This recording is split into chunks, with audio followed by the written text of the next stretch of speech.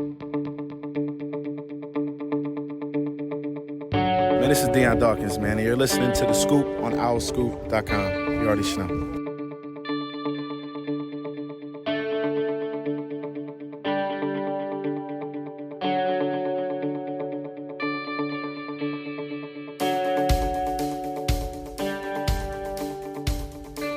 Hi, everyone. Welcome back to The Scoop, OwlScoop.com's podcast, Season 7, Episode 21. Welcome back to another episode. Thanks for joining us. I'm John DeCarlo. We've got another full house again. Kyle Gauss, Dante Colinelli, Sam Cohn, and Javon Edmonds. What's going on, guys? Cold. Well, it's not as cold today, but this week was cold. Makes one of those weeks that makes you question why you choose to live here. Like, I could live anywhere. I work remote. Why do I live here? It's a good question. I thought the same thing when I walked out of my house. It's like 2 weeks ago. I was in South Florida, and now I'm here. I'm sitting in an office with a mini space heater. Like, you guys, you could have very easily chosen to just go to some like shitty Florida school. Like, that would have definitely been a possibility. You could have gone there, and then you'd be like 78 degrees all the time. You'd be loving it. Kyle, Granted, if you could live somewhere else, where'd you live? Like Hawaii. I would live in Hawaii. I worked with a girl in high school that goes to I think Tampa, and when the Bucks won the Super Bowl, the parade was like on her campus on the beach. I will tell you, I have zero interest in Tampa Bay, Jacksonville, any state, like any city like that. If I'm going to go Florida, I'm going like Florida. I'm going like spitting distance to the Caribbean and the Keys, like Florida. Sure. I'm not doing northern Florida. I don't need a bay. I can get a bay here. I can be in a bay in an hour and 10 minutes. I can't be in South Beach in an hour and 10 minutes. Actually, Jacksonville is, how would you describe Jacksonville, Dante? Was it like northern or southern? How would you describe Jacksonville, John? How would I describe Jacksonville? Coach? What's that? Never mind. I'm missing something. I'll text you. Also, you keep kind of chopping at it a little bit. I don't know if you're really. I am with Kyle. I am not a fan of North Florida. Florida for me is divided into two states. I am a big supporter of the southern part of that state. Can we recognize that there are other warm places other than Florida? Yeah, sure. I started off with Hawaii. Hawaii's gorgeous, yes. Yeah. Jacksonville, no. Is it warm in Carolina all year round? Carolina's fun. Carolina's a little like parts of Carolina are a little too like south. Yeah. Sure. Yeah. Sure. Had Sam Newman seen snow? Like in his life? Like his family. Carolina is what I'm asking. It does, right? So as a a Georgian, I can tell you when they get snow, it's just the entire state's shut down when they get snow because it's once every like 4 years. They don't have the plow, they don't have the salt infrastructure. Yeah, my brother did his master's at UT Austin, and when they got like a quarter of an inch of snow and a little bit of ice, like they shut down for. Did he fly to Cancun during that time? No, he did not. Well, little Ted Cruz humor to start the day. Oh God. Real quick, before we start, for all of you, for Dante, Javon, and Sam, if you did not go to Temple, where were you going to go? Did you have any potential warm weather destinations or no? If I didn't go, like realistically, or where would I wanted to go? Because realistically, if I didn't go here, I probably would have gone to UMass Amherst. But I don't think I applied anywhere. But I'll say I will die on this hill. I think that UCLA is the coolest college in the country. Yes. Good man, Sam. There's nothing cooler than UCLA. Have you guys been to LA? No. Yeah, that's why you're saying that. I LA haven't seen sucks. LA is like one of it gets glamorized because like you think like Hollywood and all this crap. Most of LA sucks. Does their campus suck? Oh, their campus. UCLA's campus is supposed to be beautiful. I've not seen UCLA. USC's campus is beautiful, but I haven't seen UCLA's. I have no desire to live in Los Angeles. No, nor do I. Yeah, no. Like my family's from California, and like I just have no desire to. Tons of traffic, very expensive. Yeah. Anyway, what was the question again? Warm weather schools that we possibly were going to?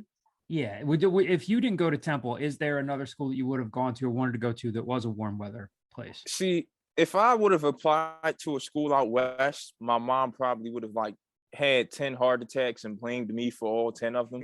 So, like I think the furthest west I got accepted to was Kansas or Toledo, you choose, or Kent State. A lot of action going on. And then Hampton, NC Central, and Morgan State. So the question is no. My one rather option would have been go to prep school and play D2 basketball in Florida. So I like it. I no, like it. That would have been a cool experience. it would have been solid, but All my schools were cold though. Hofstra, Temple, Penn State, cold. And I would have Brutalized hated, yourself. I would have hated myself for every time I walked out at like State College or Long Island. Yeah, I only apply in the Northeast. Yep. Yeah, anyway, this weather report. Extra 40 degrees today, it's not bad. No, not terrible. Kyle got to start on the weather talk. I was weather wearing a beanie, so I mean, I didn't really work out, but like I kind of worked out and my hair's a mess. I'm like, yeah, whatever. But I haven't showered yet because I'm so committed to the scoop. Sam's telling us to wrap it up. Yeah, he's right. Sam's got a lot more producery the last since like he just like unilateral. It was the right decision, but like to the listeners who were saying like, oh, last week's episode was a little long. It was originally twice as long, and Sam went in and just like cut out half this crap. Like, don't need this. Moving on. All right, producer Sam, as you wish. We'll move along. We do have another packed episode to bring to you guys. Some recruiting updates to pass along for football, a few more staff updates. We'll have a Temple basketball report for you. The Owls played Tulsa, and then a pretty full mailbag as well. We'll start with some of the coaching staff updates. A couple of these that Kyle broke. Now, again, we're recording this on Wednesday afternoon. A lot of most of them, Langsdorf, DJ Elliott, some of those have still not been officially announced. Ola Adams, I don't know if they're waiting to announce them all at once. Kyle had broken the news about JT Hill joining the staff in a personnel role. Chris Woods is joining the staff. He had previously been a defensive coordinator at places like Columbia, Texas State, spent some time in the XFL. JT Hill. That's the important part. The Dallas Renegades or whatever. Yes. Love it.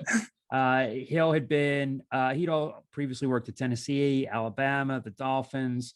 And then the news that broke today, per Bruce Feldman, Jules Montanar is reported to be the team's defensive backs coach, has experience at USF, Georgia, Alabama, won the 2017 Sunbelt Recruiter of the Year award. Supposed to be a good recruiter in Florida, which would serve any program well, especially Temple. What else am I forgetting, guys? Anything else that I missed in the realm of staff updates? Do we have strength coaches when we talked last week? I honestly can't. did. It's only been a week ago. Dante's nodding his head yes. Yes, I think we did talk about the strength staff last week. Yes, we did. Few recruiting updates to pass along too. And again, I would urge you guys to check out Caden Steele's content on the site. D'Artagnan Tinsley, a Kentucky Christian transfer, supposed to be visiting this weekend. He's being recruited by Chris Wiesahan. Jaden Oliver, the New Mexico Military Institute transfer cornerback, visited last weekend. He has Temple in his top three. And then Elijah Warner, I think we've talked about him before, the Brophy College prep quarterback, and of course the son of Kurt Warner. He has an official visit scheduled to Temple for next weekend. So again, I would encourage you all, if you haven't subscribed to OwlScoop yet, please do. You can get all of that content there. A couple other notes to pass along, and there are more details about this, I think, on our message boards. Travis Bates, the running back from Berkeley Prep, is coming in for an official this weekend. He picked up an offer 2 days ago. Caden Steele has an interview set up coming up with him. And then Joseph Darkwa, this just broke today, got an offer from Temple. He's a Penn State transfer. One of the Brandon Collier guys, right? Came in from PPI.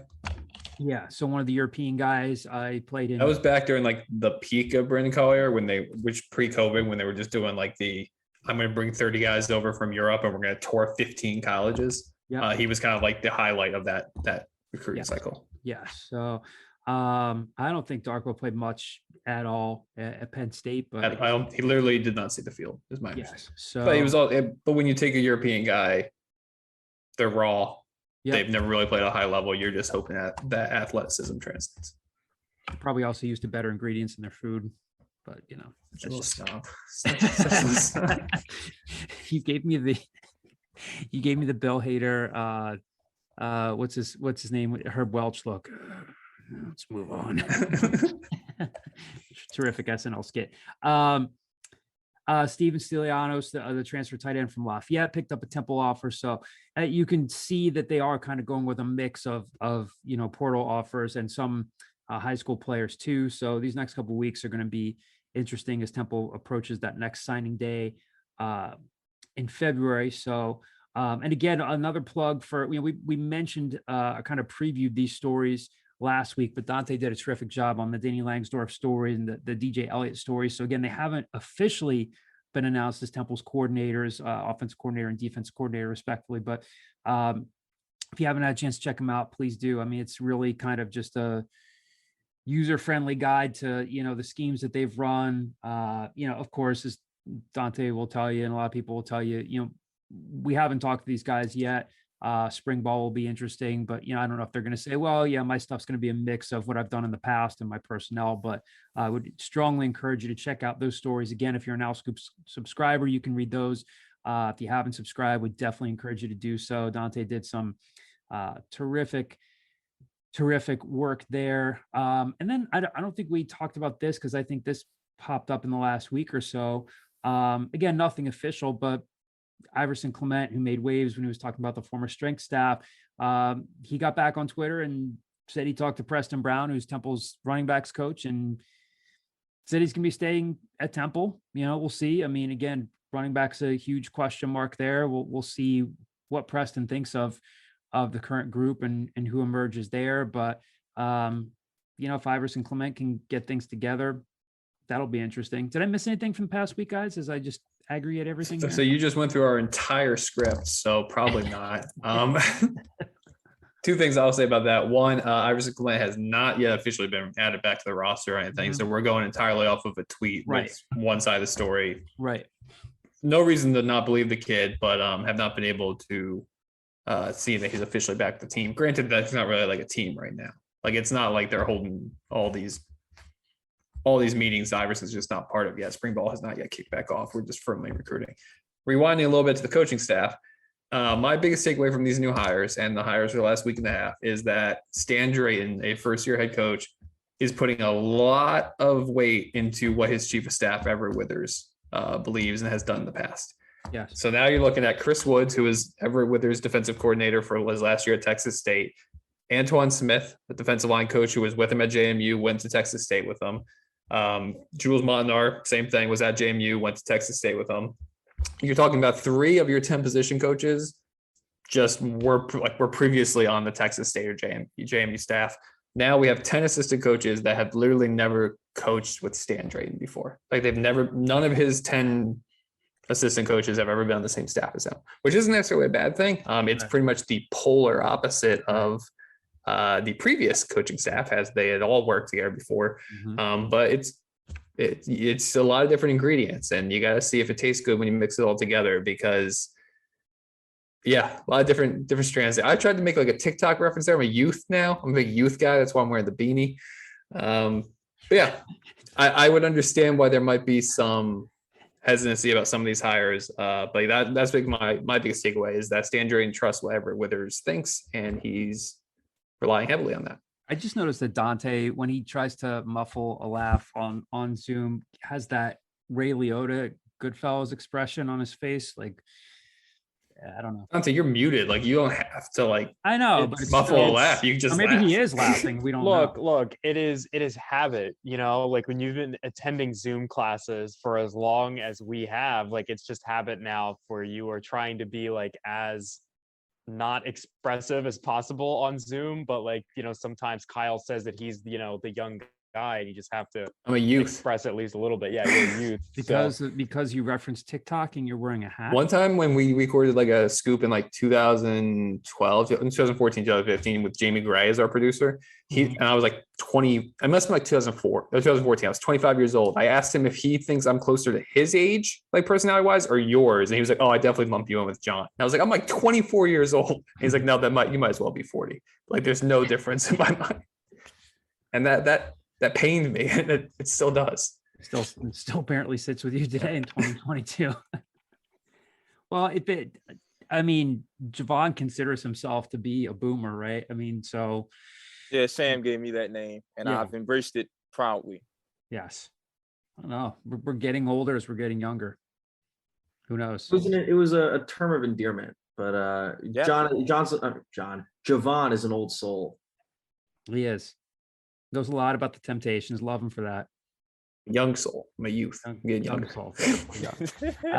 Here. Well, I mean, it is going to be interesting though, because we talked about this last week. There's the cohesion part of things, and again, this is anytime there's obviously a new staff and turnover, it makes covering spring ball and preseason camp in that first season really interesting. But as Kyle said, it is going to be the polar opposite. Again, wasn't entirely uncommon what Rod Carey did and bringing a lot of his staff over because he was a head coach. But yeah, it'll be interesting. Of course, a lot of these guys will toe the company line and say, "Oh, it's a great staff, love working together," but it really is a mixed group of people in different backgrounds and stuff like that. And again, like Kyle said, Stan's putting a lot of trust in his chief of staff there, but in his chief of staff, he also got a guy who, could have.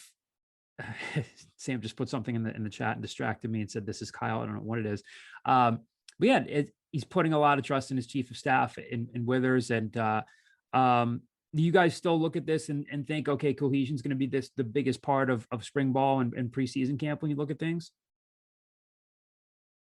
I think it has to be, right? I mean, I think that's got to be like the key thing with this staff, right? Is, we can kind of poke holes in, different people's backgrounds and their coaching history, like live long day, but like, what do we really know? We haven't talked to these people. We haven't been inside those rooms. I mean, I think covering a coaching search is so hard for a lot of media people who like aren't like the 5 or 6 college football insiders, because you're just limited on your scope of knowledge. So yeah, I do think that it's going to be important to see how these coaches mend together.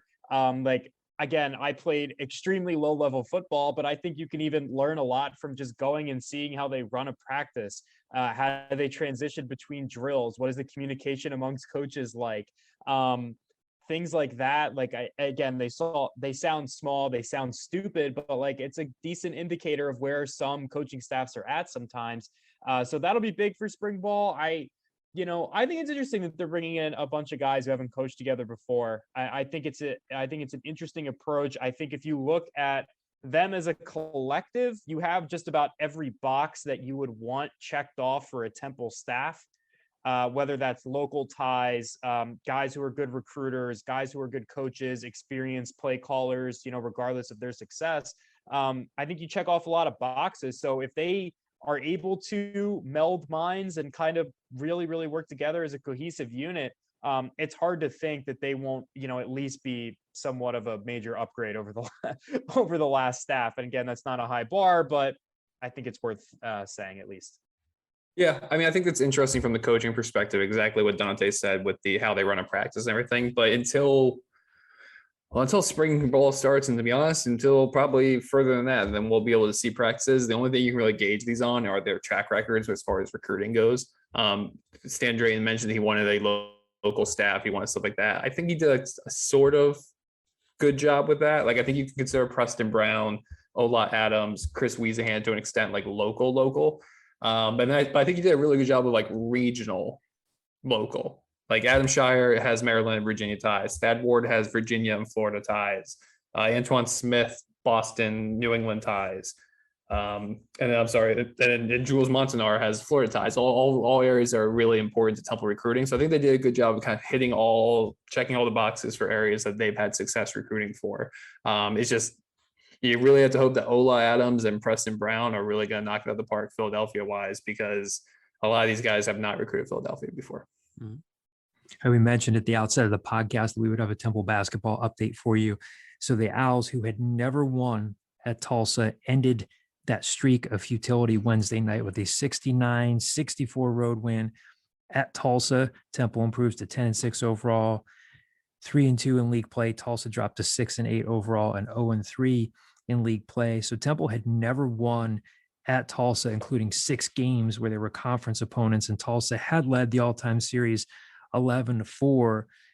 Tulsa had won those games against Temple at home against the Owls by an average margin of 15.7 points per game. So that shows you just how much they've dominated Temple. That place has been, the Reynolds Center has been a house of horrors for the Owls. but they turned things around Wednesday night. Nick Jourdain, for the second game in a row, established a career high, this time 23 points on 9 of 17 shooting, just 1 of 7 from 3, but he just got a lot done around the rim, a lot of stuff in mid-range. And after the game, Nick Jourdain told us that he had a little bit of inspiration heading into Wednesday night's game.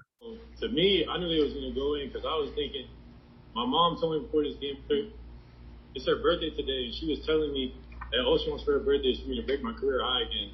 So I was just thinking, man, I know I'm going to hit these. I know my mom watching me. I know they all believe in me. I know I worked on this. So it was easy from there. So Nick Jourdain obviously making his mother proud on her birthday and giving her the birthday gift that she asked for. So Nick was one of 4 Temple players in double figures. Damian Dunn came through in the second half, ended up with 17 points, went 9 of 10 from the line. So 9 of those 17 points came from the line. Jaleel White came through, continues to improve, had his first double-double of his career with 11 points and 10 rebounds. And Zach Hicks was in double figures as well. Going back to Jaleel White, Aaron McKie asked Aaron about Jaleel White and his progression, what it meant for them to get 10 rebounds out of him, to see Jaleel go 4 of 6 from the free throw line.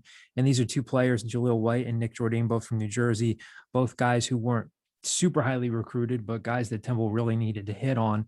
And again, nobody's confusing Tulsa. This Tulsa team is not a top 25 team. They're struggling this year. But again, it's a place where Temple had not won before. And those 2 guys really came through Wednesday night. Asked Aaron about Jaleel White and about his growth. And here's what Aaron had to say about him.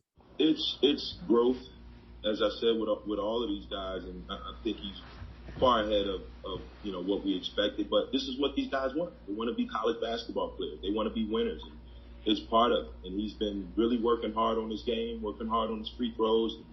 And just, now we're just teaching these guys basketball, teaching these guys how to think the game. And that's a byproduct. If you're going to be a good player, you're going to be in games late, you got to be able to make free throws. You can't make free throws, you can't defend, chances are you won't be in the game late. So those are the things that he wants. He's working on that. He's still a work in progress. There'll be a lot of ups and downs with him and along with a lot of our other guys. But it's starting to level out a little bit and balance out where we're getting more consistency. And I think I have a good idea what I can get from them on a game-by-game basis. So for Tulsa, Jariah Horn had 15 points. Ladavius Drain had 12. Ray Doe had 14 off the bench. The one blemish for Temple is they did have 19 turnovers in this game. They were up 31-28 at the half. They were trailing 47-42 at the 12:25 mark of the second half before they went on a 13-0 run to take control of the game, held on at the end. So a big win for the Owls in the sense, again, that they'd never won at Tulsa before. That is their 3rd win in a row. Temple will have a week off now. They play next against Wichita State next Wednesday at the Leah Corus Center. But again, a big win for the Owls, finally getting a win at Tulsa, snapping that streak at a place that had been such a difficult place for them to play. They overcame that zone, overcame the 19 turnovers. But again, big games from Nick Jourdain, Jaleel White, and more steady play from Damian Dunn down the stretch. Got it done for the Owls. All right, so let's go to another pretty full mailbag this week. Got some basketball questions, some football questions, some from Twitter, some from the message boards. Thank you to all of you for submitting these questions. We appreciate it. We'll start with the ones from the message board. The first one comes from the screen name B Devon 4, and his question is: the underclassmen, and this is basketball related, the underclassmen have seemed to take a leap with Caleb Battle, Jake Forrester, and Rod Strickland's sideline, or Ty Strickland, not Rod Strickland, Rod is his father. Nick Jourdain and Jaleel White in particular have upped their respective levels of aggression. How does the eventual return of Jake and Ty change the dynamic? Is Tosh sweet? Well, we'll start. He's got a few other questions here, or at least another one. How does the eventual return of Jake Forrester and Ty Strickland change that dynamic? What do you guys think? I don't know if Ty changes a whole lot, because Ty essentially would be going back to kind of the role he was playing. And I don't want to say that Ja is taking over like Caleb's role, but he's essentially taking over his minutes, kind of in that rotation. Whereas Ty kind of just goes back to being that first guard off the bench, Maybe Zach Hicks sees some fewer minutes, but more likely Hysier Miller sees fewer minutes. So I don't think anything really changes with Ty. He just kind of gives you an added boost in scoring off the bench. I think the interesting thing is, how does Jake change things? Because they've played a lot of small ball. Sage Tolbert has seen kind of a dip in his minutes. Erasmo Parks has played a little more. So I think when you bring Jake back into that groove, back into that rotation, I'm curious to see how that plays out. Do they feel more comfortable with the way they've been playing on this, what is it now, a 3-game win streak? The way they 2-game win streak, Kyle, 2-game win streak, how they've been playing with the lineup they have going. Do they feel like, does Jake see a little bit of a dip in his minutes instead of playing, what is it? Like he's playing like 25 minutes, maybe closer to 20. So that's probably my biggest thing, is like, how much does the dynamic change on the floor with Jake rather than with Ty? I think from the way the rotation has looked these past couple of games, Jake's going to have to come back and be the productive Jake Forster if he wants to see those minutes again. Because we saw earlier in the season, McKie and staff had no problem sitting him and put a Nick Jourdain in as the small ball 5 and just rocking out with that. So if Forster, is the 7-5 guy, I think his minutes come down for the sake of keeping the chemistry of this unit right now together. But if he comes back and is the 12 to 13 with 8 boards guy, then he can see his same 20 minutes a game. Yeah. I mean, the biggest takeaway from this is whenever we're talking about Jake Forster, Sam's stats are always a little inflated. Like last week it was like all the times he's dropped 20 one time, and then he's like, what, he's playing like 25 minutes a game, averages 17 minutes a game. He has not been able to stay on the floor. He has not been able to stay on the floor even when healthy this year. I think if it's, we're assuming they're both available, which probably is not the case. If they were both available, I think Jake Forster slides back into that starting role. And with Ty, it's just, well, now you're replacing somebody in Hysier Miller who's a 26% 3-point shooter, and you're replacing him with like a 36% three-point shooter. So like Ty Strickland is, I think, always going to have a role on this team because he can shoot. That's something this team desperately needs. Sam, let me ask you something. You put something out on Twitter, I think it was today. And again, we don't want to overestimate what Erasmo Parks is as a player, but I know it's going to sound cliche, but he has been a little scrappy, doesn't seem to really try to go outside what he can do. I get the sense that you've kind of been satisfied with what he's been able to do and sort of just letting things run through him and contribute in the way he can contribute. I played with the wording of that a ton because I didn't want it to seem like I thought Erasmo was doing something spectacular. I think, I'm trying to remember who it was last year that it might have been Nick Jourdain, that Aaron would always say he's contributing, he's doing something. Like he'd have a solid game and Aaron would be like, he's doing what we need, like kind of what we want him to do, what we need him to do. When I say that Erasmo gives them something, he gives them 13 minutes because I don't think he can stay on the floor that much longer. Rewatching that ECU game, 4 minutes in, he signaled over to the bench 3 times for calling for a sub. So I don't think he can stay on the floor physically, but he gives them something. He gives them the baseline of exactly what they need. They don't need him to score. They just need him to defend the interior with some kind of discipline, because I think he's probably the most disciplined interior defender they have in terms of just staying straight up and down and not getting fouls called on him. I think he can grab a couple rebounds, and I think he's a body inside, and he can set a half decent screen. So when I say, like, I think he gives them something, I think he gives them the baseline of when everyone else is playing well, exactly what they need from him. Next question here, also one from B. Devon for, is Taj Thweatt a possibility? Taj Thweatt, as you all know, Temple had at one point recruited him out of Wildwood Catholic, good friend and former teammate of Jaleel White. He is leaving and transferring from West Virginia. It's just going to sound like a slight at the kid, but I think a lot of people saw this coming. Is he a possibility? No, unless something changes. I've asked around on this a lot. Temple's not going to be recruiting him out of the portal. B. Devonport here says, seems to fit the toughness mold Coach McKie is looking for. And he also says, no ridiculous scenarios this week. Wins keep Rothstein flame free. B. Devonport was the one who had the ridiculous scenario where asking us what we would do if John Rothstein was in trouble at center court. But yeah, the Taj Thweatt thing is not going to happen. And it'll be interesting to see where he ends up. He obviously didn't play a ton at West Virginia, and we'll, I'm sure, talk about this in the coming weeks. You know, Temple needs another shooter and they need a big. And Tosh Sweet's not really either one of those. It's not to say that his shot couldn't, develop in coming weeks or whatever, but they need a guy. We talked about this ad nauseum. Aaron keeps saying, I want to be able to play inside out. And he's not that guy. So I would not expect them to go after him. And again, that's pretty well sourced. We've talked to a few people on this, so I wouldn't expect him to be in the mix there. I get the question. Probably won't be the last time we get it, but don't expect it to be happening. Next question from the message board from the screening, Temple J. Any whispers of a recruit or transfer for next year? A big, a shooter. That's what we just said. Is Okpomo practicing?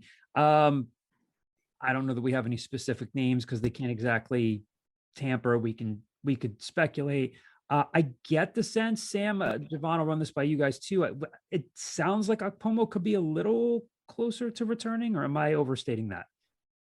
I would say I don't know this for sure, and this isn't sourced, but my inclination would be that he's practicing, considering he dressed, he warmed up, and there was a non-zero possibility of him playing in the ECU game. All signs point to that he's at least doing something in practice. It's something with his neck. There hasn't been a ton of specifics. From what I've heard, they're still kind of trying to figure things out, or have been. But I can't give a ton of specifics there. My inclination is that he's probably practicing. I have no idea when he would officially take the floor again. I mean, I would be, again, it's not like they have a ton of other options, but if they could get anything out of him and just see what they have in him moving forward. Again, I think the rub on him has been a guy they have to develop. A defense is ahead of his offense type of guy, but would love to see if they could get anything out of him in the coming weeks, for as long as Aaron's going to say we want to be able to play inside out. A few more from the message board here. The next one from Jeff MD49. This is football related. Any word if we are close to getting commits from the players recently offered? I couldn't tell you with any degree of certainty. I mean, could they be? I mean, it looks like they're in. I mean, look, they're getting D'Artagnan Tinsley to visit this weekend. Again, if you check out Caden stories on Owl Scoop, you can get a sense of how these kids feel about Temple. Jaden Oliver already visited last weekend. I think he's got the Buffalo visit, right? And then he's gonna decide. EJ Warner, Kurt Warner's kid, has an official visit scheduled for next weekend. I don't believe that Caden's been tipped off that any of these guys are super close to committing, but I think it sounds like they're in pretty good shape with all of them. But I think at this point we would just be speculating, but a lot of this stuff is going to shake out in the next couple weeks. I don't know if you guys want to chime in on this one. I was just going to say that last part. This is the part of the recruiting cycle where you can go from a kid doesn't have an offer to he gets offered on a Friday. He visits that weekend, is committed on Sunday. So, I mean, there's 3 recruiting weekends left before National Signing Day. So these things tend to go quickly. Yeah. Next question here from the message boards from DBlaze75. Mahim McCargo's Twitter says he is a defensive back, but he played linebacker or Bubo last year. Kyle pointed out to us yesterday that Bubo is no longer a thing on the roster. We mourned the passing of Bubo. Javon, don't tell that lie, John. Don't tell that lie. No one's mourning the passing of Bubo. No one. It's kind of like how, if I die at a young age, I would expect you guys to ridicule me at my death. That's kind of how we mourn Bubo. Give me a hard time as I pass. You really you would ridicule you if you died? If I got hit by a loose camel or something tomorrow, got run over, I would not expect at my funeral for you to be like, oh yeah, you know why he was always so good to charities and blah blah. I would expect you to bust my stones even in death. That's what I did to Bubo yesterday. Why would I expect that you would want, if you were to pass sooner rather than later, you would tell Meg, I want to roast. I want to be roasted at my funeral. No, I don't want to roast because I still died, John. You should show me some respect. But I wouldn't want a black tie, we're all wearing white gloves affair where everyone's afraid to talk about the fact that Kyle was a bit of an asshole. But you're allowed to do that. Can we not gloss over the fact that Kyle's hypothetical death was getting hit by a loose camel? Yeah, there's zoos around here, man. You got Elmwood, they don't have camels, but Philadelphia Zoo, just lost it. Cape May County Zoo. Let's think realistically. that camel is either coming from Philadelphia Zoo, Elmwood Park, which would be ironic because you had your rehearsal dinner there. If a loose camel makes it from the Cape May Zoo to your neck of the woods without being discovered, then I mean, kudos to the camel. I mean, we can't really be upset. End of the day, my neighborhood, there's a little roundabout situation. If there's a camel there and that camel is in the middle of the street, I'm 10 toes down. Like I'm confronting that camel. Like I'm not just letting that camel go around. That camel can do anything. They can be assholes. They could spit. Camels spit, right? They're like alpacas. So like, I think you need to stand your ground at some point. I'm the man at the gate, keeping the camels from terrorizing this neighborhood. And unfortunately, that might be. Javon, set some odds on the showdown between Kyle and the camel. I'd body a camel. I would destroy a camel. Are you kidding me? How? What's it going to attack me with, John? Like, it doesn't have claws. I'm in the business of attracting bettors and making money for both sides. So we're going to start you off at like a good plus 500. Are you out of your mind? I'm minus 120. I'm killing a camel. See, but that's not going to entice anybody to bet, though. I'm killing a camel. Like, am I just with my bare hands, or do I have like some type of weapon? Because I am destroying a camel. I think we're going to start with the bare hands, but if you can reach for a weapon, it won't be a disqualification. What happens if the camel runs away? Turn this podcast. If the camel runs away, is that me winning? If I like intimidate the camel, the fact that he got out of there? If he runs away out of mercy, then no. But if he not out of mercy, away, out of like fear, like in retreat, then you win. In retreat, yeah. Okay, then I'm winning that 99 out of 100 times. I could easily scare a camel into leaving. This you heard started it here first. Kyle Gauss, professional camel fighter. I just like somehow lose my shirt during it. Like people are looking out and like saying I'm just shirtless wrestling a camel. Like Jim Ross commentates the event. Oh man. And then fast forward, like 6 to 8 days later, once they put my body back together, you guys would then at my funeral mourn me. This started with you, I think, at least being more deferential toward the camel, and then it just fast forwarded to you just saying like, "Oh, camel." Have you ever seen my favorite? I've probably said this before. My favorite YouTube video in the world was like 3 years ago when that video went viral of the kangaroo with the dog, and the dude just punches a kangaroo in the face. That's me to the camel. Like at a certain point, like you gotta remember that there's still animals. They get scared. I'd be able to scare that thing away in 10 seconds. I would know within 15 seconds if I was going to die or defeat the camel. It'd be obvious right away. Support you in this at all? No, he'd get in the way. My dog? No. Riggs is a lover. He's not a fighter. He would. He's a lover. Wanted to come on the Boston College road trip with us. That was Notre Dame. Notre Dame? Was it Notre Dame? Yeah. Got in the car. That was tremendous. Anyway, we got way off track. A lot of interesting. Joe Camel could probably F me up though, but I don't think they have Joe Camel anymore. I think they got rid of Joe Camel. He was targeting children. Turns out he can't do that with cigarettes. No. Anyway, where the hell did we leave off here? How did we get?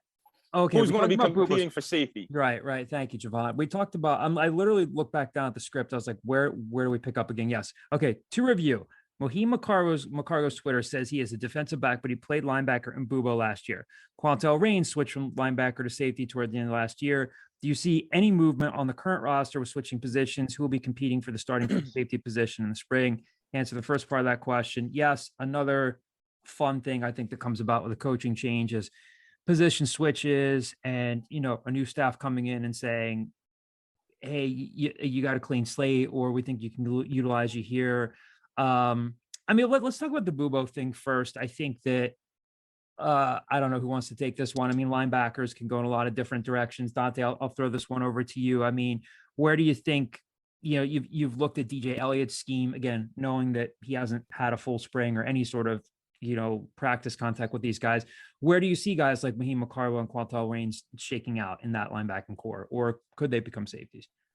Yeah, I think if Elliott uses the same scheme that he used the last time he was a defensive coordinator at Kansas, we might be able to mourn the death of the name Bubo, but the responsibilities of that player in the defensive scheme will still exist.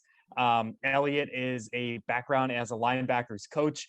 Linebackers do everything in that scheme. They had an overhang player, which is kind of like the umbrella term for what a Bubo does.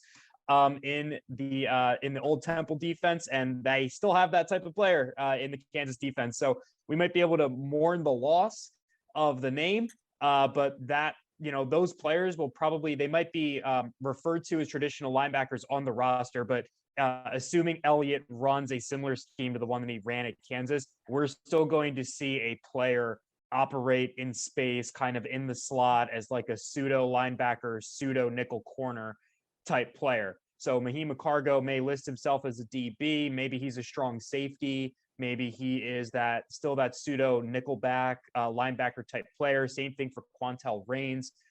So I wouldn't get too caught up in looking at the roster right now and looking at guys' Twitters and seeing what position they're listed as. I would wait until we get to spring ball and there is much closer to a solidified roster, and these coaches have had time to talk with and meet with these players and implement their scheme. So it's fun to speculate. And again, I don't know what DJ Elliott's going to do, but using past history, using context clues, McKie McCargo can call himself a DB if he wants to. I don't know if his role is going to change a ton if they run that same defense that they ran at Kansas again. Maybe DJ Elliott comes in here, he looks at this linebacker group and he says, you know what, I want to do something different. We're not going to do that. But I would be surprised. Coaches don't typically just flip the script like that. They might have tweaks, they might have wrinkles, but it's rare to see someone just, get rid of a whole position from their defense, especially when their background is that position specifically. Yeah. I mean, Dante, correct me if I'm wrong, but like just looking at the roster as it currently stands, and you see what Elliott did in his previous stops, this roster's got a lot of 4-3 nickel and dime feel to me. With that being the case, who outside of Kobe Wilson and McKie McCargo like really pop out at the linebacker position? Like Jordan McGee. And McGee, yeah. Like I think those are the top three right now. And I think those are the three that, like, if you were to start spring ball right now, that would be Mike, Will, and Sam on the depth chart, like starting Mike, Will, and Sam. So I don't really, like Dante said, McCargo can call himself a DB, but he's going to be in the box more than outside. The other thing here that D-Blaze75 is asking is who will be competing for the starting free safety position in the spring? I think that they have more options at free safety. Again, I'm not saying any one of them have locked it up. I mean, between Alex Odom, some of those guys, I think another question to ask is, if you're looking at the position traditionally, who's, that strong safety with MJ Griffin out of the mix now? I mean, they like some of the young players they have there, but again, another interesting question heading into the spring. And there are names there, but I don't know if anybody has. I'll volley this to Dante, but I'll just say is we keep writing Jalen Ware off, and he keeps finding his way into the starting lineup. True. Yeah, I was going to say Ware, I think, is a strong contender maybe for that strong safety spot. You look at maybe Deshaun Winston's free safety or something. They loved him before he got hurt. He got hurt. So maybe he comes back. What I will say is just generally speaking, if they do run that Kansas defense that Elliott ran when he was there, free safety is very important. Cover 3 heavy defense. You need somebody with range and ball skills over the top, or you are going to get burned consistently by any slot receiver who runs sub 4.4. So you need that cap on the defense. If Temple can't find it, they're gonna have trouble implementing that coverage. And he's young, but the best athlete in that group might be Jalen Ware again. It might be Corey Palmer. So Corey Palmer could work his way into that situation. I think there's plenty of options there, even with MJ Griffin being gone. But yeah, they gotta find 2 guys. I mean, safety, you can rotate a little bit more than you can corners, but I think in the end, you still primarily want 2 people out there. Get a few more here on Twitter. The next one from this, the Twitter handle, Dr. Drew. His question: what do you see as the ceiling for Zach Hicks and Jaleel White? Hicks reminds me of Lauri Markkanen, and White reminds me a little of Jaylen Brown. We were talking about this a little before we started recording when they were in college. Obviously, Jaleel has a long way to go with his offensive game, so it's a rough comparison. Sam, Javon, I'll let you guys have fun with this one. I mean, Lauri Markkanen is a 7-foot German stretch power forward. Zach Hicks is listed as 6'7", 6'8" wing out of Camden, New Jersey. Those 2 guys couldn't be any more different. Jaleel White, I think they mean the skill set, not the the skill set too. Like Zach Hicks isn't that stiff. Yeah, he's not that stiff. Like if I were Zach Hicks and I saw this, my pride would be hurt. Like seriously, because Lauri Markkanen, he was somewhat athletic, but he really couldn't move that well at that point in his career. So if I were Zach Hicks, like I'd see where you're coming from, but I'd feel a little insulted. But the Jalil White and Jaylen Brown one, like when you look at what Jaylen Brown was at Cal, it kind of makes sense. Plays defense, is athletic, can't really shoot, but he'll give you a corner three that you kind of need at least once in the game. So that's actually not the worst thing I've heard, but Zach Hicks and Lauri Markkanen one. I think it's hard to make comparisons like this. I remember making a comparison like my third episode of The Scoop, and we got into a debate about whether or not we should be making comparisons at all. What was that comparison? I have no recollection. Do you remember? No. I don't even remember the conversation. Doesn't. Irrelevant. One of the things we'll talk about at your funeral, pal. His inability to retain or process information. But back to the question, what do you see as a ceiling for Zach Hicks? I mean, I almost wrote about this and then it kind of passed and just didn't happen. Start of the season, they were polar opposites. Ja came in and he was one of the team's better defenders, but had virtually no offensive game. He told me over the summer, or I guess maybe it was like late summer, he told me when he first got to Temple, he turned the ball over so much. It took him a while to really adapt and kind of figure out the speed of the college game. And he's improved little by little each game, but he's got a ways to go. If he can kind of find a little bit more consistency in his jump shot, if he can become a scorer all three levels, like that takes his game to a whole new level with any kind of consistency. If he can really help at the offensive end. Zach Hicks kind of the opposite, came in and the first thing Aaron McKie said about him was that he's a bloodthirsty scorer. Zach Hicks has been a little bit of a streaky shooter. So same thing, if he can find consistency, kind of gave me a look because of course, Zach Hicks has been much more than a little bit of a streaky shooter. But if he can become a more consistent 3-point shooter, and his defense, although it's not coming along as quickly as Jalil's offense, his defense, there's been some signs of improvement. So I think the ceiling for them is both like really, really strong two-way players for Temple. I think it's both possible. Zach absolutely has the size and the wingspan to be a solid defender, to get in passing lanes, and Jalil White has the athleticism and the work ethic to become a more prominent offensive scorer. So I'd say the ceilings for both of them are extremely high. And let's not forget that we've had more than one guest come on this podcast and say that Zach Hicks was on the trajectory when he was a senior in high school of like the potential of maybe being on the right path to potentially, possibly, hypothetically being a future pro. So I think the potential is there for both of them to be really, really good players at Temple, though. But that last part, who was the name that kept coming up when people would talk about looking for the comparison? Danny Green is the comparison that would always come up. Oh, he could be Danny Green. He could be Danny Green, which Hopefully is not this season's Danny Green.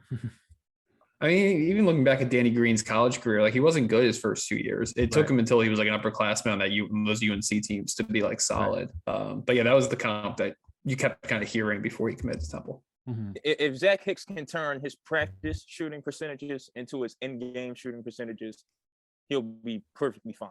Like that's his story right now. The last thing I'll say, and this is Javon, what you said about like turning practice into a game. This is now year 4 of covering Temple basketball. John, Kyle, you guys have obviously covered a lot longer, cover basketball a lot longer than I have. I've never heard a freshman admit how nervous they get on the floor. Yeah. Like Zach Hicks just he's a really nice kid, and he kind of just super candidly was like, sometimes I get nervous out there. Like it's hard being a freshman, and that was a little bit refreshing to hear.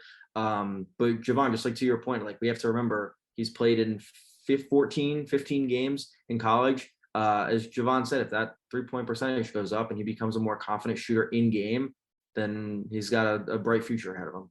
You know what's going to boost his confidence? When his fellow Jersey guy, Caleb Battle, comes back next year and he's got like the friendly teasing situation going on with him. We'll see Zach Hicks. I'm calling it now. Zach Hicks will have 4 20-point games next season.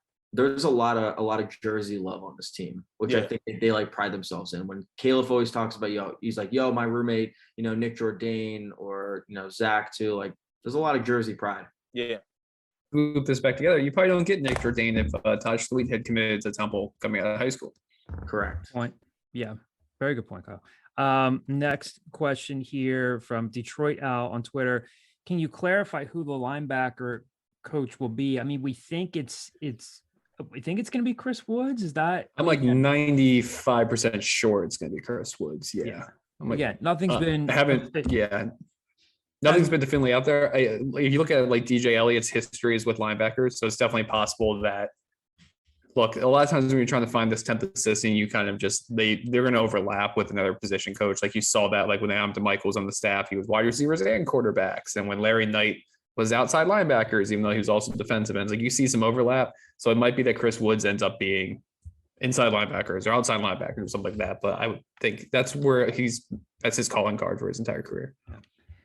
Two more here from Twitter. The second last question here from Twitter handles the I Believe guy, Jack Fatika, longtime Temple fan who started the I Believe that we have one chant Temple games. Is that gone? Do they not do that anymore? Granted, there's not many people there, but this ironically enough speaks to his question because we don't hear it much anymore. But this is what Jack is talking about. JDC and crew not taking the Rothstein angle here. Personally, I think the American Athletic Conference is the right spot for Temple. It's a conference where you can build a real competitive athletics program. See Houston, UCF, and Cincy. It's a shame we wasted the first 9 years there. That said, what is going on with basketball attendance? It is historically bad. It is historically bad. What will it take for Temple people to show up for Temple? Who cares if they play Delaware State, Fordham, St. Joe's, Tulane, or UAB? Show up. Obviously, the pandemic hurts, but is it as simple as winning and winning consistently? That's the short answer to my question. I'd be, of course, be remiss if we didn't mention that the pandemic has had an effect, but we'd also be lying to everybody if we just said, oh, pre-pandemic, numbers are what they are. It's not like they were consistently getting 6, 7, 8,000 people, attendance was better, but that UCF game before Christmas was the smallest crowd I've seen in a long time. But Jack, to answer your question, I don't know how groundbreaking this is. They have to win. They have to get back to the tournament. They have to re-energize this fan base. I do think that things were different than they were years ago. I think attendance is down in a lot of places. There's a lot of research that's been done on that, but they have to win and win consistently. But I don't disagree with the sentiment. Who cares who they're playing? Show up. Obviously, it would help if you're playing at Kansas and, big time opponents come to Liacouras Center. But I think it's as simple as that. Sam, go ahead. The only thing I would add is if you think about Temple's attendance the first couple games of the season, like I keep thinking about the USC game, and obviously they're USC, like they're going to get people in the gym for that. But I think it's a non-zero factor that Caleb Battle's injury, there were a lot of fans that kind of wrote off the season. You're going to have people that said like the season's over, and then Temple strings a couple wins together. People see on TV that, Dame Dunn hits back-to-back game winners. They're competing in some really high-profile games. They played really well against Houston, high-profile, you know what I mean? But they're a gritty team, and if they can win games, like maybe people start to come back around. But I think I would just say like it's a non-zero factor that there were probably Temple fans that saw Caleb Battle out for the season and thought, well, season's chalked, I'll come back next year. Yeah, I think one thing Temple fans don't get enough credit for is that they are actual like basketball fans. So you got to give them a reason. Let's look at tonight. Let's just say this Tulsa game was at home. You got to give these people a reason to go to the Liacouras Center instead of stay home and watch Maryland Northwestern, St. John's, UConn, Utah State, Colorado State, St. Joe's and Rhode Island might be a good one. Big Ten, Big East. Like, you got to give fans a reason to actually go to Liacouras instead of stay home, kick back their feet in the cold weather, and watch solid basketball. And John, like you said, win consistently. Like the University of Miami, no one outside of Florida cares about that basketball program. It seems like they just beat Duke. They're on a 9-game win streak. They're 5-0 in the ACC. Fans have been showing up since the days of Shane Larkin. Like just win. Winning solves everything in the world. Shane Larkin, that's a name. Another guy that Temple recruited.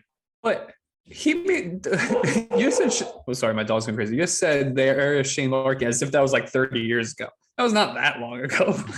That was what, 8 years ago now? Or close to it? I remember covering his recruitment. Barry Larkin's kid. Yeah.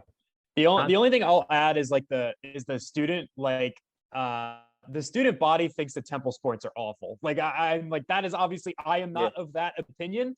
But I have been covering Temple sports for 4 years. So I have that inside lens to different things. And I've covered men's soccer for a semester and women's basketball for like almost a year. So like I've covered a lot of sports on this campus besides the main ones, but like I am telling you that like the student body is not going to show up to these games until Temple starts winning.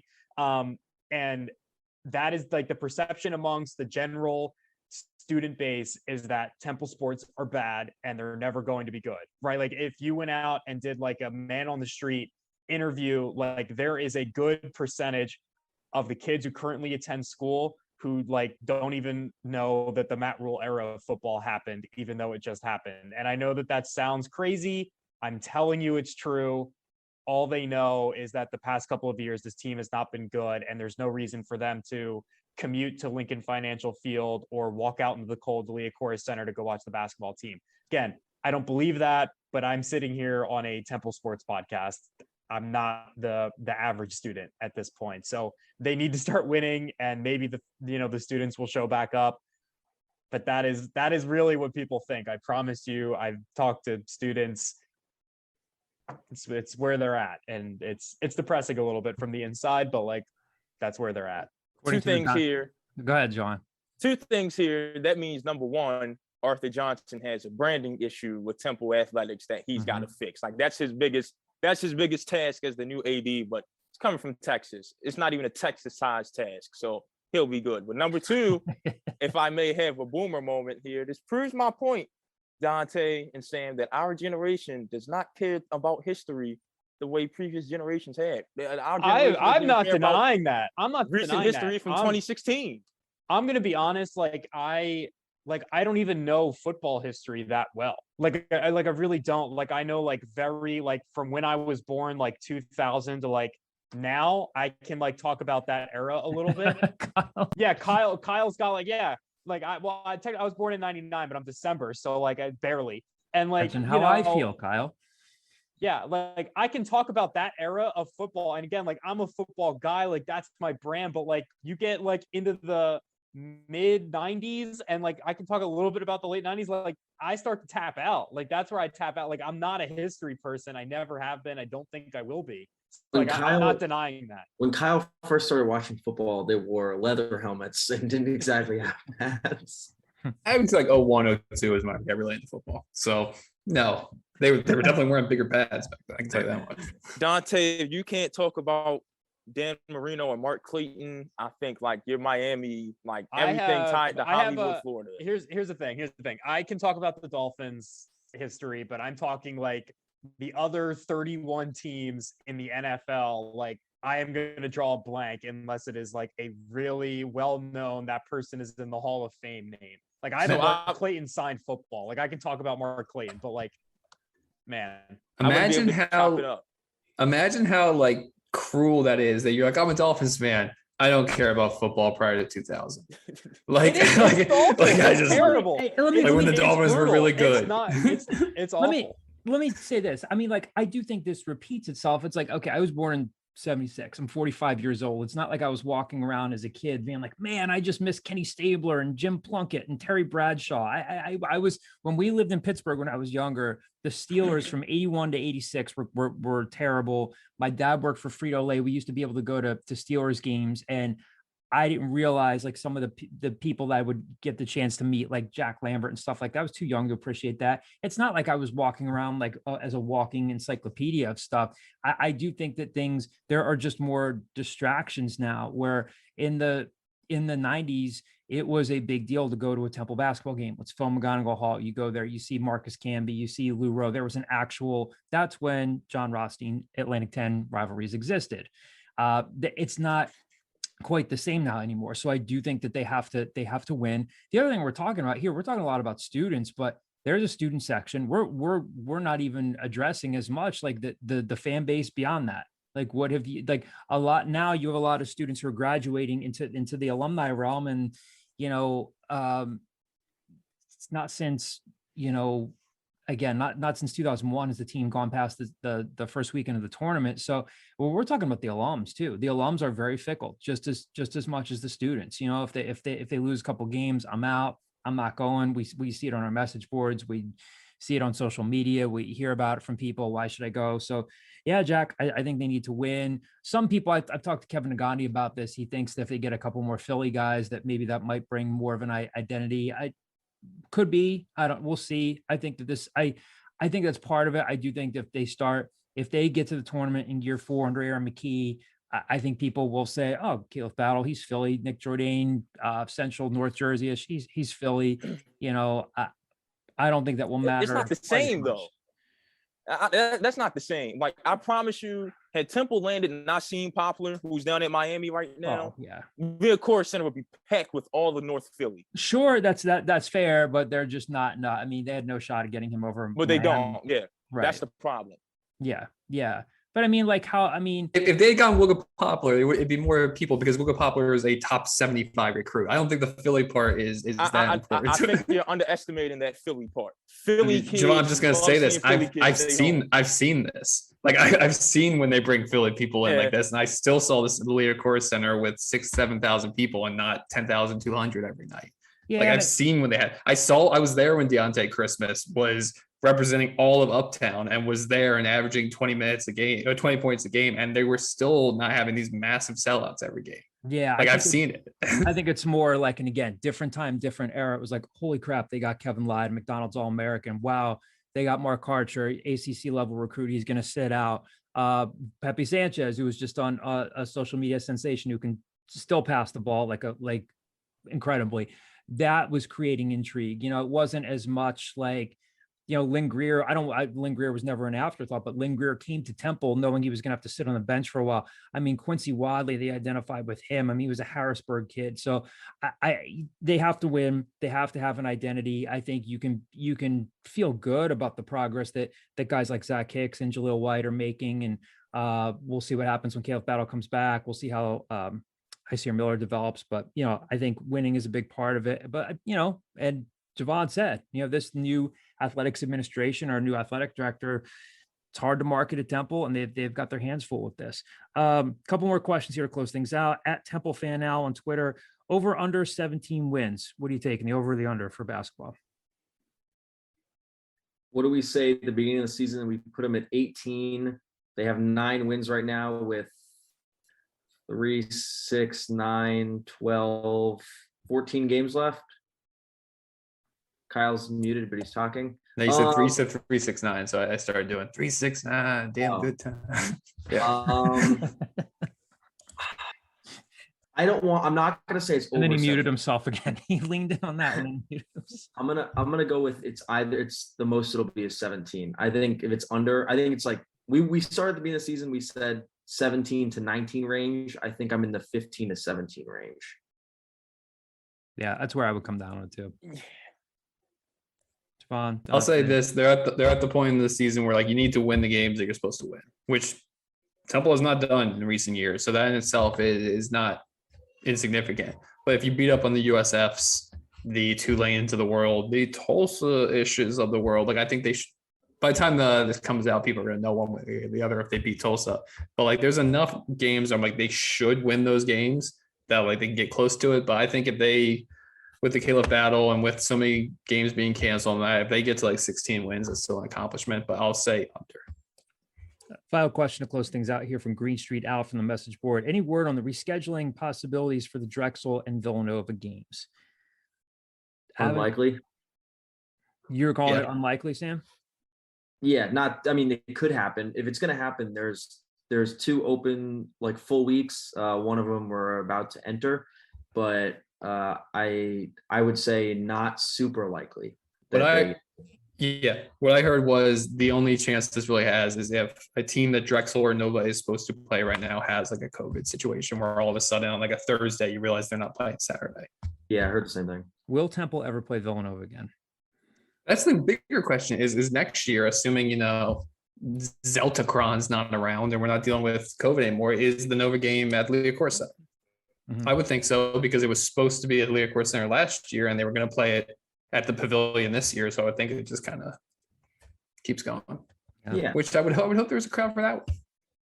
Yep. That was the biggest crowd I've ever seen at the Leacorse Center. That Sunday against Villanova. They were down like 3 at the half, and then Colin Blown out. Colin left beat Fortune in the second half. Yes. He'll probably be I think his 8th year of eligibility by the time they play. Yes. Yeah. Because they're around forever. Well, that'll do it for this week. Thank you for the mailbag questions. Thank you to Kyle for giving us the beautiful imagery of him battling a camel. I think Googled man versus camel. There's apparently it's a sport in Turkey. People wrestle camels.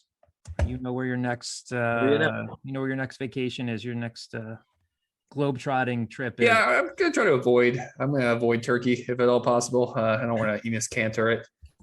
So gonna stay stateside. Anyway, thanks guys. Thanks for being with us. Thanks for listening again, and we will talk to you next week.